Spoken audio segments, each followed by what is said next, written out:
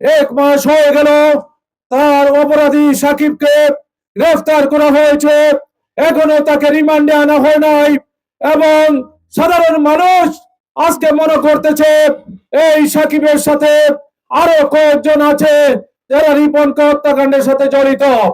সাধারণ মানুষ এ নিয়ে প্রতিনিয়ত দোকানে, হাটে, মাঠে, বাজারে বিভিন্ন জায়গায় সমালোচনা, আত্মসমালোচনা করছেন। আমি ইতিমধ্যে মামলার আইও যিনি মোহিত সাহেব, ওনার সাথে আলোচনা করেছে কেন তাকে রিমান্ডে আনা হয় নাই। তিনি বলেছেন ঈদের পরে আর হবে, কিন্তু এক মাস হয়ে গেল মানুষ এই নিয়ে জল্পনা কল্পনা মানুষ করছে এবং মানুষের মধ্যে প্রচন্ড ক্ষোভ বিরাজ করছে, আতঙ্ক বিরাজ করছে যে রিপনকে এইভাবে ডেকে নিয়ে হত্যা করে লাশ ফেলে দেওয়া হলো যেভাবে নির্মম ভাবে হত্যাকাণ্ড ঘটিয়েছে, এটা কোনো মানুষ, বিবেকবান কোনো মানুষ এটা মেনে নিতে পারে না।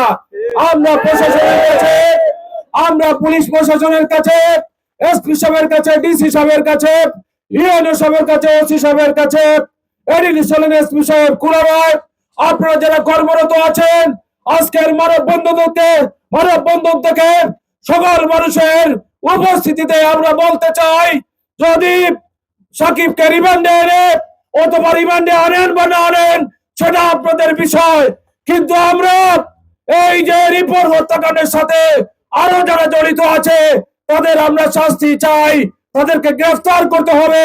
যদি গ্রেফতার আপনারা না করেন তাহলে পরে আমরা এলাকাবাসীকে নিয়ে প্রয়োজনে কুলারায় বা মৌলভীবাজারে আরো বৃহত্তর আন্দোলনের কর্মসূচি আমরা ঘোষণা করব।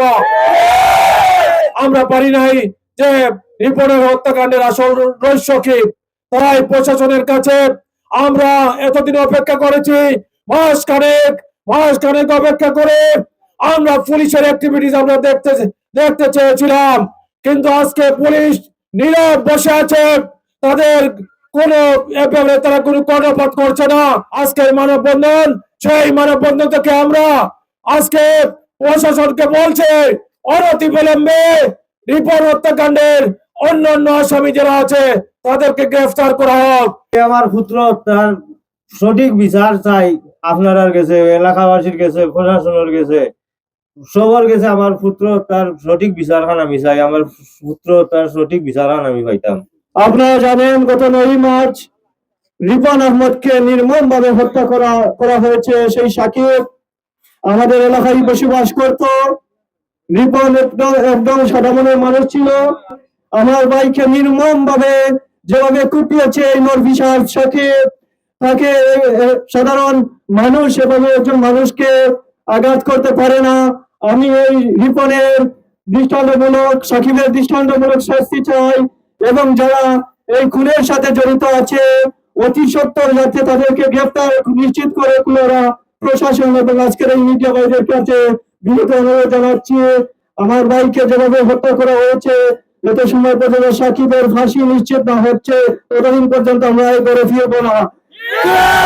সাকিবের সাথে যারা জড়িত তারা যত সময় গ্রেফতার না হচ্ছে আমরা প্রয়োজনে বৃহত্তর আন্দোলন করব। গেল 1 মাস আগে রমজানের কোন এক সন্ধ্যায় আমাদের সামনে ভেসে উঠেছিল আলীনগরের আমাদের ছোট ভাই রিপনের রক্তাক্ত দেহ এবং পরবর্তীতে শেষ রাতের দিকে ভেসে উঠেছিল আলীনগর গ্রামের তারই আরেক সহযোগী, তারই আরেক বন্ধু, তারই আরেক নিকটাত্মীয় সাকিবের এই মুখ। আমরা এই অঞ্চলের বিভিন্ন হাট বাজার দোকানে বসে আলোচনা করেছিলাম যে আজকে রাতের ভিতরে দেখা হবে যারা রিপনের সাথে চলে তারাই রিপনের হত্যাকারী হবে। ঠিকই এভাবে রিপনের হত্যাকারী সাকিব বেশে উঠেছিল, কিন্তু আজ দীর্ঘ 1 মাস গত হলো সাকিবের সহযোগী যারা ছিল, রিপনের সমান শক্তি সাকিবেরও ছিল, রিপনকে রক্তাক্ত করলো, এত কুপিয়ে স্টাম্প কিংবা হকি স্টিক দিয়ে তারা রিপনের গলা, হাত, বুক কাটলো, কিন্তু সাকিবের নাক মুখ কিছুই চলে যায়নি। এটাই প্রমাণ করে যে রিপনের হত্যাকারী শুধু সাকিব নয়, রিপনের হত্যাকারী সাকিবের সাথে আরো আছেন যারা লক্ষ লক্ষ টাকা পুলিশকে দেওয়ার ক্ষমতা রাখেন এবং তারা রিপনের বউয়ের নামে পরকীয়ার একটি অপবাদ দিয়ে সাকিবকে ফাঁসিয়ে তারা সাকিবকে টাকা দিয়ে বাঁচিয়ে তারা বাঁচতে চাইছেন নিজেদেরকে।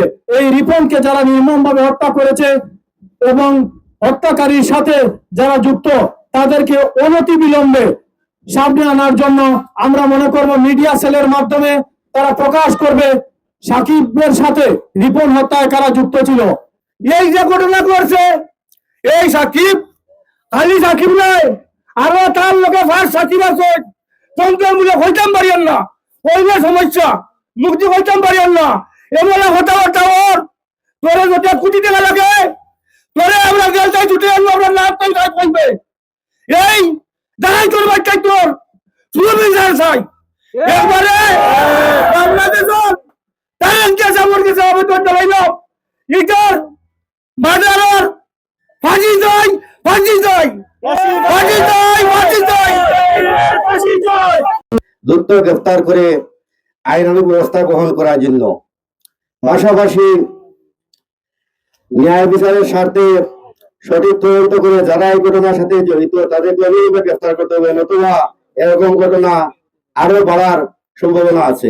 এই রিপন হত্যার সাথে যারা জড়িত, এই খুনি ফ্যাসিস্ট এবং এই সাকিবের সাথে যারা জড়িত ছিল তাদেরকে আইনের আওতায় এনে তাদের ফাঁসি কার্যকর করা হবে।